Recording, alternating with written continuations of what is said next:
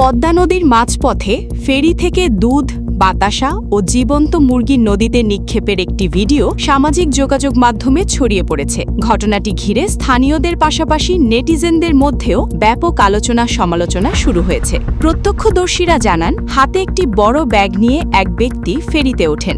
ফেরিটি পদ্মা নদীর মাঝামাঝি পৌঁছালে তিনি কিনারায় গিয়ে ব্যাগ থেকে একে একে বাতাসা, গরুর দুধ এবং দুটি জীবন্ত মুরগি নদীতে নিক্ষেপ করেন। পরে ওই ব্যক্তি চলে গেলে সেখানে উপস্থিত আরেক ব্যক্তি মুরগি দুটিকে উদ্ধার করেন। স্থানীয়দের ধারণা, এটি কোনো মানত বা ধর্মীয় বিশ্বাসের অংশ হিসেবে করা হয়েছে। তবে ঠিক কী উদ্দেশ্যে বা কোন মানতের কারণে এসব সামগ্রী নদীতে ফেলা হয়েছে সে বিষয়ে নিশ্চিত কোনো তথ্য পাওয়া যায়নি।